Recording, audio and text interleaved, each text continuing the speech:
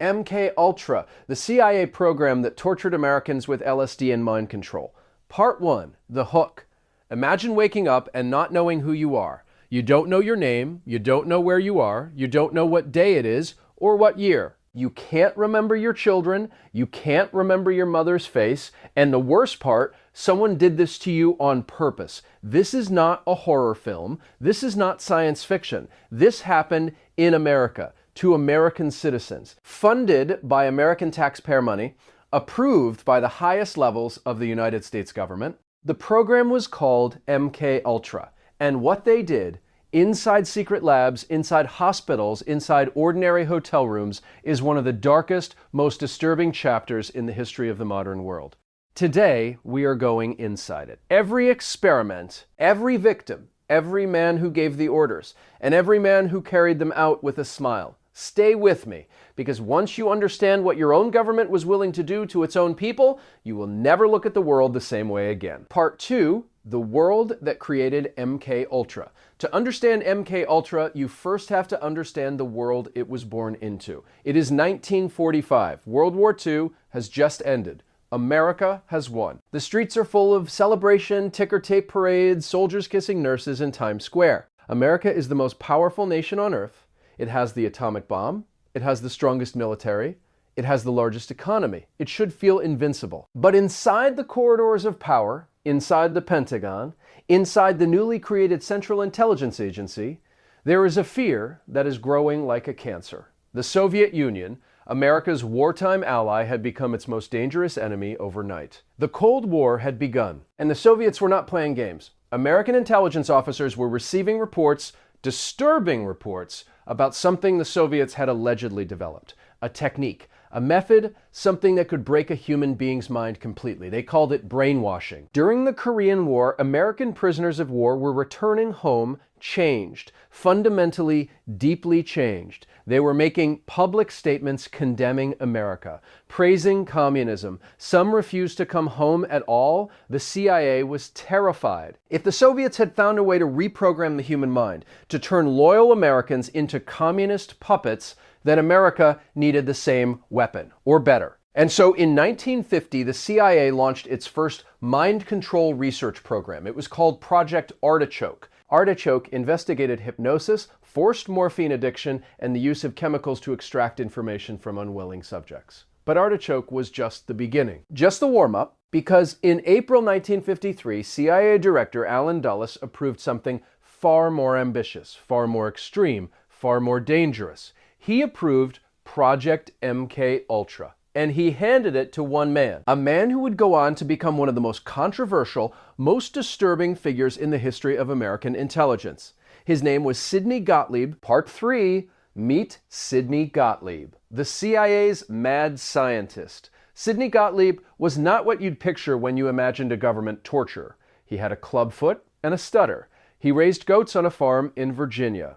He practiced folk dancing on weekends. He held a PhD in biochemistry from the California Institute of Technology. He was brilliant, methodical, deeply religious. He was also, according to the evidence declassified decades later, one of the most dangerous men who ever worked for the United States government. In 1951, at just 33 years old, Gottlieb was recruited to head the CIA's Technical Services staff, the division responsible for developing poisons, truth serums, and other covert weapons. When Allen Dulles approved MK Ultra in 1953, Gottlieb was the obvious choice to run it, and Gottlieb said yes without hesitation. His mission, as he understood it, was simple: find a way to control the human mind. Not influence it, not persuade it, control it. Completely, absolutely.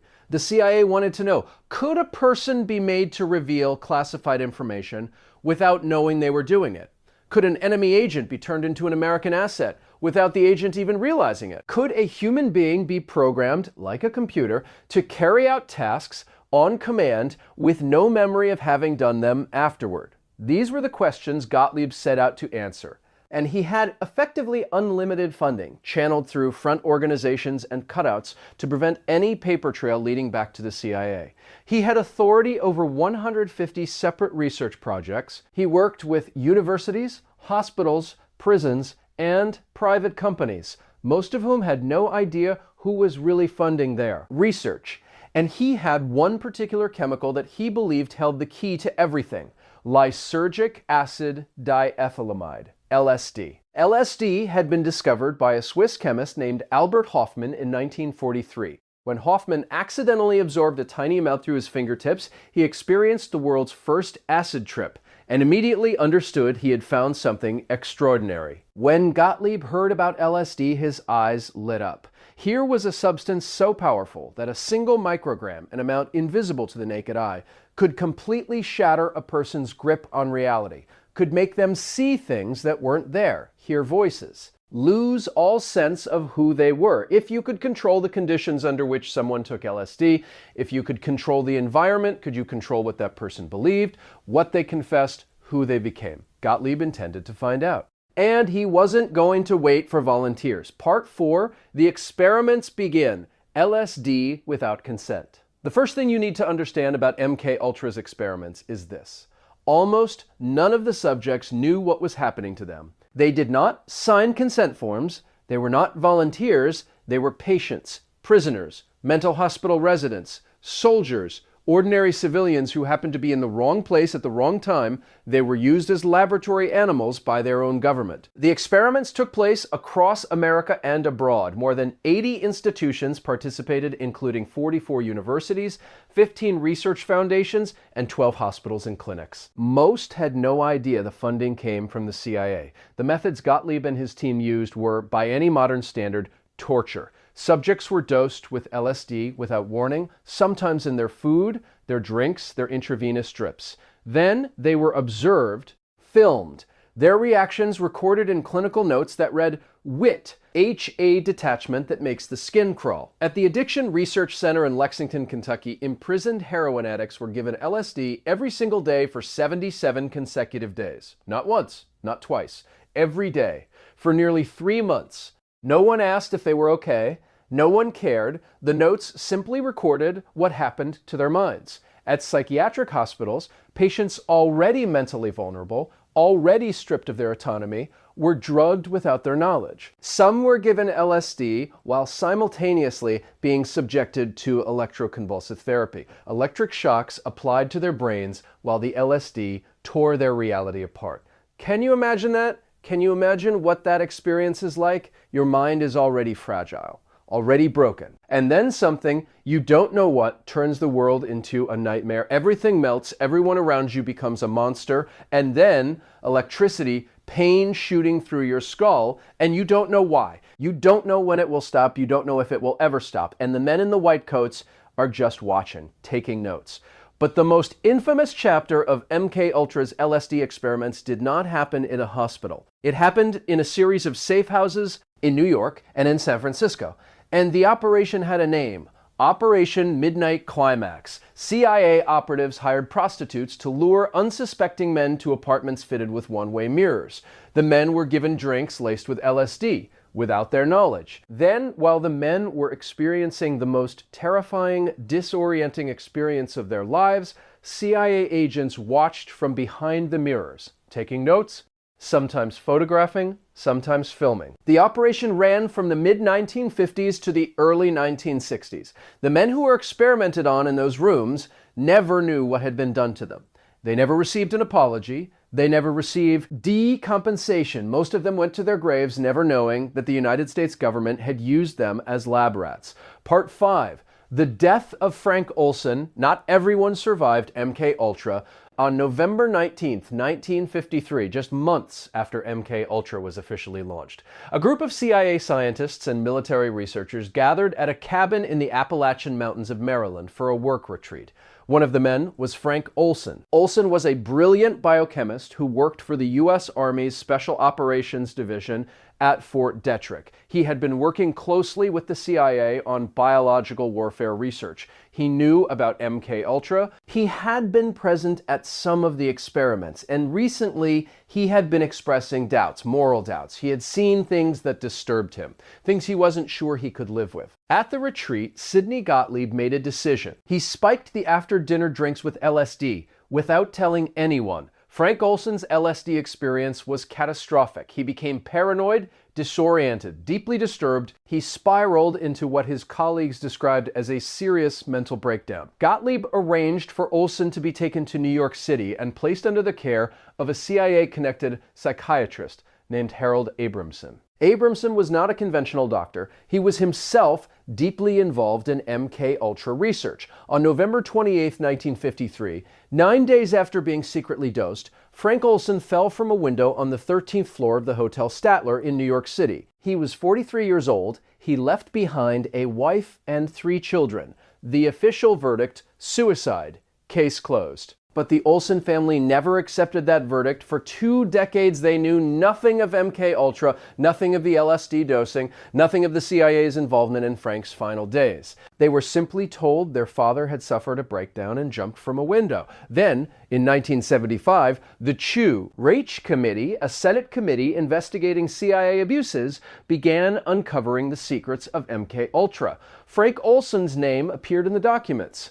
When his son Eric Olson finally learned the full story of what had been done to his father, the secret dosing, the CIA psychiatrist, the suspicious circumstances of the fall, he refused to accept the suicide verdict. In 1994, Frank Olson's body was exhumed. A forensic examination found evidence of blunt force trauma to the head, a wound consistent with being struck before going through the window. Eric Olson has spent decades arguing that his father was not a suicide, that Frank Olson was murdered, that the CIA killed him because he knew too much, because he was having doubts, because he was a liability. To this day, no one has been charged with anything related to Frank Olson's death. Sidney Gottlieb was never prosecuted. He died in 1990 in his sleep at his farm in Virginia, surrounded by family. Part 6, Dr. Ewan Cameron and the Destruction of the Mind. If Sidney Gottlieb was the architect of MK-Ultra, then Dr. Ewan Cameron was perhaps its most willing and most devastating executor.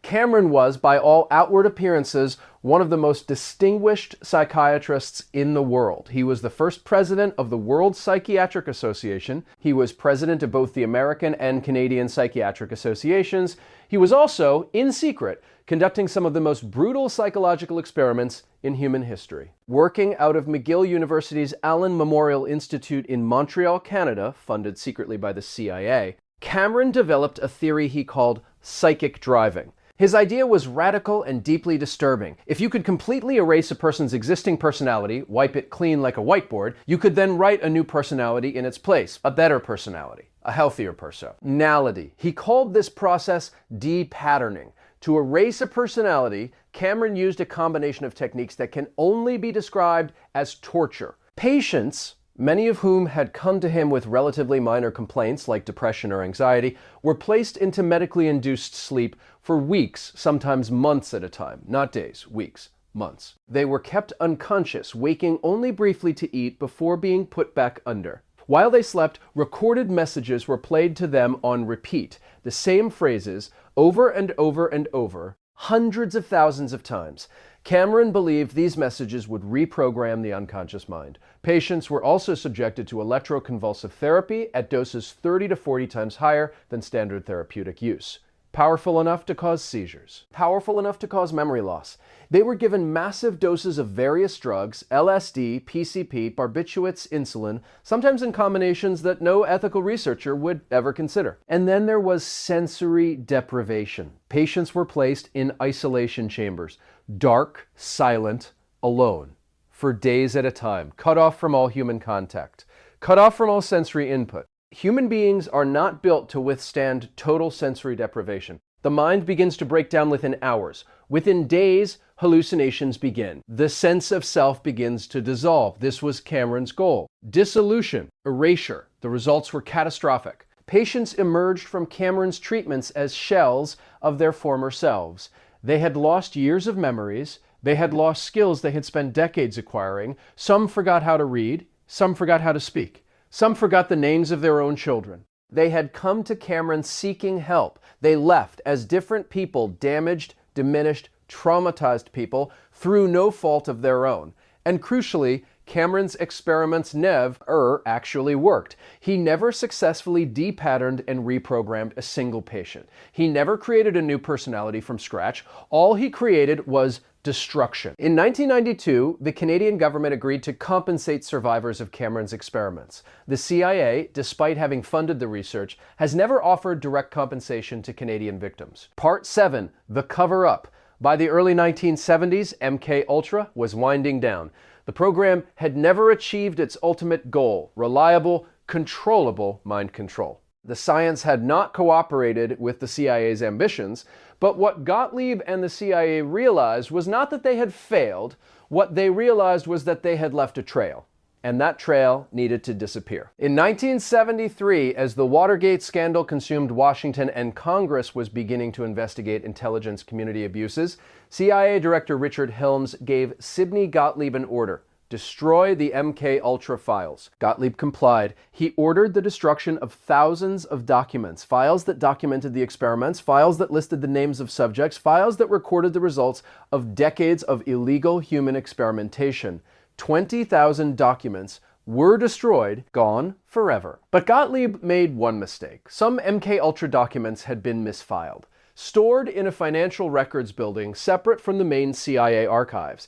And when the order came to destroy the files, no one checked there. In 1977, those misfiled documents were discovered during a Freedom of Information Act request filed by journalist John Marks. 20,000 pages of MK records, financial records, project summaries, research proposals had survived the purge by accident. The Senate convened hearings. Americans watched on television as the truth about what their government had done began to emerge. Sidney Gottlieb testified before Congress. He was granted limited immunity. He expressed what his lawyers called appropriate remorse. He was never charged with a crime. He was never imprisoned. He retired to his farm in Virginia, tended his goats, practiced folk dancing, and lived out his days in comfort. The victims of his experiments were not so fortunate. Part 8, the survivors. For the survivors of MK and their families, the nightmare did not end when the program ended. It did not end when the Senate hearings concluded. It did not end when the news cycle moved on. It lived on in their bodies, in their broken memories, in the gaps where their former selves used to be. Linda McDonald was a 25-year-old woman when she checked herself into the Allen Memorial Institute in 1963 with a case of depression. She was a wife, a mother of 5 children. Ewan Cameron subjected her to his most extreme deep-patterning protocol. She was kept in drug-induced sleep for 86 consecutive days. She received 102 electroconvulsive therapy sessions. When she emerged, she could not remember her husband. She could not remember her children. She had to be taught to dress herself. She had to be taught to go to the bathroom by herself. She was 26 years old, and she had been reduced to the functional state of an infant. She eventually rebuilt a life, but she never fully recovered. She never got back the years that were stolen from her. Robert Lodge was a young man who checked into a hospital for help with alcoholism. He left with massive, permanent memory loss that left him unable to work for the rest of his life. These are not anomalies. These are representative cases. There were hundreds of them, and because Gottlieb destroyed the records, because the names of the subjects were burned along with the documents, we will never know the full scale of what was done. We will never know how many people were experimented on without their onset. We will never know how many broken lives, how many shattered families, how many lost minds can be traced back to what happened inside those secret labs and safe houses. That knowledge was burned on purpose, by design, so that no one would ever be held fully accountable. Part 9, the psychological legacy, MK officially ended in 1973, but its legacy and its questions have never ended. The program revealed something deeply disturbing about the nature of power, about what governments are willing to do when they believe the stakes are high enough, about how easily the concepts of national security and necessity can be used to justify the destruction of individual human beings. It revealed that the institutions we trust to protect us are capable of becoming our greatest threat. It revealed that ordinary men, educated men, brilliant men, family men, religious men, are fully capable of becoming monsters when given sufficient authority, sufficient funding, and sufficient assurance that what they are doing serves a higher purpose. Sidney Gottlieb genuinely believed that he was serving his country, that what he was doing was necessary, that the threat posed by the Soviet Union justified everything he ordered. History has a name for that kind of thinking. It is called the banality of evil. Hannah Arendt coined that phrase to describe Adolf Eichmann, the Nazi bureaucrat who organized the Holocaust not out of hatred, but out of bureaucratic efficiency, out of a desire to do his job well. Gottlieb was no Eichmann. The scales are not comparable, but the mechanism was the same.